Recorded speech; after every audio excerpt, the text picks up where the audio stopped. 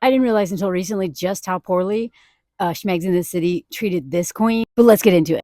Thank you for this comment because it made me think of a lot of things that I want to talk about. Also, this is my mutual. Go follow. I love their content. So Kim Cattrall is a great example of how to say no, which a lot of women have a hard time doing in multiple contexts. But she's actually a really good role model for us because the thing she said no to, oh my God. So in this Variety piece from a year ago, it is mind blowing, y'all.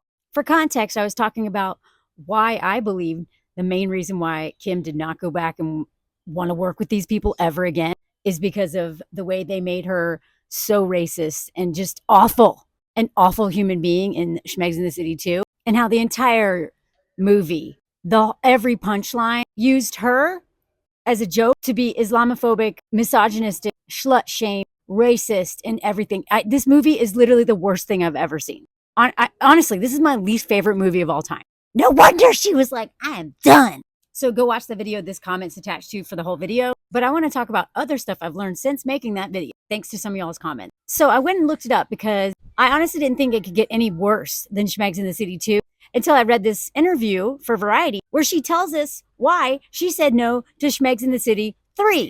They were going to have Brady, basically her nephew on some level, because she's like an aunt to him. She babysat him. Do you know what I mean? They were going to have him sending her unwanted pics.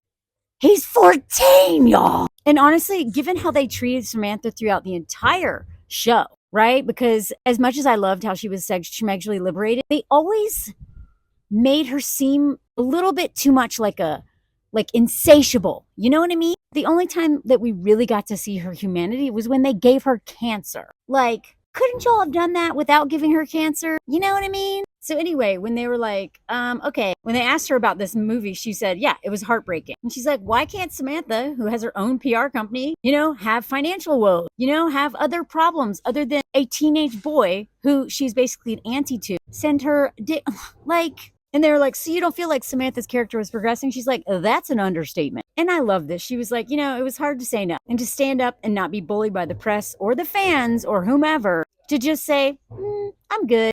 I'm on this track. It was so great working with you. I so enjoyed it, but I'm over here. I love this, y'all. This interview is such a great example of how to be the adult in the room, because Sarah Jessica Parker is the perpetual victim and like teenage girl who just can't. And I love the point because people are like, bring back Samantha and give her own show. And she talks about how she really appreciates being loved so much by fans, but at the same time, she's not going to be bullied by her haters. And she's even not going to be not bullied, but pressured by people who love her. I so respect that. She was like, I haven't deserted anybody. Can you imagine going back to a job you did 25 years ago? And the job didn't get easier, and it was more complicated in the sense of how are you going to progress with these characters? Everything has to grow or it died. And then when the series ended, she was like, okay, I thought that's smart. We're not repeating ourselves. And then the movie to end all those loose ends. And then there's another movie. And then there's another movie. And I love what she's calling out here is what the film industry has especially been doing in the last, 15 years or so. And when I was taking like screenwriting classes in LA, this is one of the things that they warned me about. Now that the decision makers are all about like saving money on marketing, right? They just will have like Fast and Furious 1, 2, 3, 4, 5, 6, 7, 8, 9 instead of like a new concept. Because a new concept, a new premise, new character, you actually have to sell that, which requires a lot of money. And that's why they keep giving us all this crap and rebooting everything. And I'm over it. I hate most reboots. I hate. They can't just let things die. They got to bring it back. Now, every once in a while, it's done really well. But most of the time, they're doing this because they're lazy and they don't want to spend money on creating a new show and selling a new show. So they just regurgitate the same crap and make it worse. And Kim. I'm sorry, Kim. Kim Cattrall was like, no, thank you. Bye. She also addresses the whole cougar thing because Samantha was not a cougar. First of all, that phrase is very problematic and there's really no such thing. Because just because of patriarchy, women are never going to be as predatory as men because men have all the power. Does this happen sometimes? Absolutely. Men can get raped. Men can get groomed because women sometimes do have more power than men. And in those cases, absolutely, they can be predators. And so I love when she's like, I don't even understand why people are calling it that. I don't feel that was a part of my character. There was never a desperation. It was always on her terms, which I love. And look at this. So when they decided to do the reboot, it's basically Schmegs in the City 3, the movie. It's the same thing, except they made it into a whole series. And guess what? They never asked her. Look, she was like, I was never asked to be a part of the reboot, which again, I think she would have said no, because she said no to Schmegs in the City 3, which was the same premise as the reboot, which she was like, no. I made my feelings clear after the possible third movie, so I found out about it like everyone else did on social media. Like she didn't know they were making a reboot until we found out they were making a reboot. And look at they're like, and how did you feel? I was like, oh, how's that? And they're like, how's that gonna work? And she's like, you said it, not me. I love it. She will not like trash her former colleagues and, you know, any of them directly. She'll just let us fill in those blanks because she doesn't want to be petty, but she's also not going to like paint a good picture either. And look, she was like, the series is basically the third movie. That's how creative it was. Y'all, she said no to the third movie because it sucked. And then they gave us a whole series that sucks. You know, the series might actually be okay, maybe, if they took Sarah Jessica Parker out of it. So when she was asked about the Schmegs in the City 2, the movie, you know, this one, like, I can't even believe they did this. I mean, I can, but like, everything about this movie is wrong. So when they were like, how did you feel about that second movie? She was like, everything in me went, I'm done. And they kept trying to get her to talk crap about Sarah Jessica Parker. And she was like, nah. It's like she did it without having to do it. And I love that. Because they were like, well, Sarah Jessica Parker said that there was too much that had happened publicly between the two of you. She's like, well, it would never have happened anyway. So nobody has to worry about that. And they're like, have you watched it just like that? She's like, I heard about it.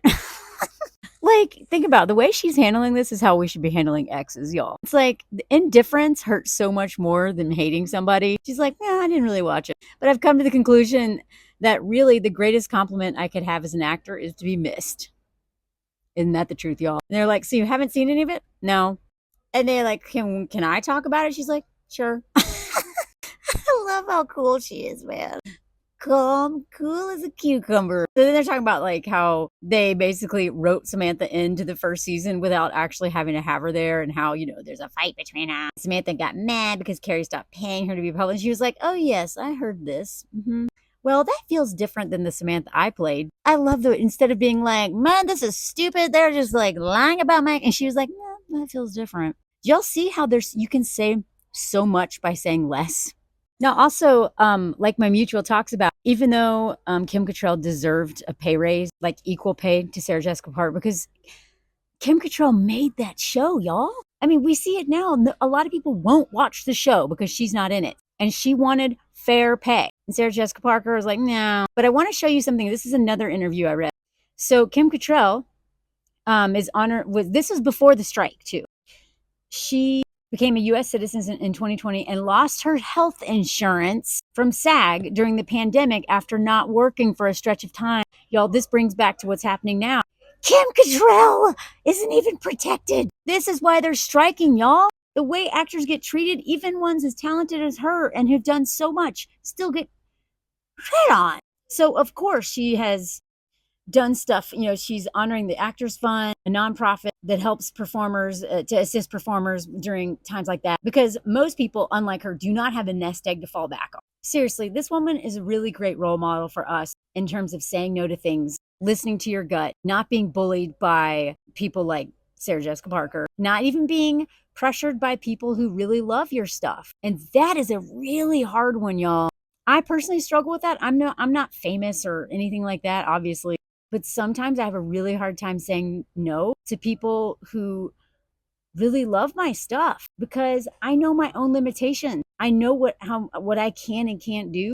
And yet it's so hard for me to honor that because I'm a people pleaser. So Kim Cattrall is a really great example for all of us, especially women who've been taught to cater to everyone else, center everyone else's wants and needs, and to abandon ourselves at every turn. In the end, that doesn't actually serve us or the people who love us. Because I promise you, if Kim Cattrall had been part of And Just Like That, we would probably lose respect for her character and her as an actress. Take notes, y'all.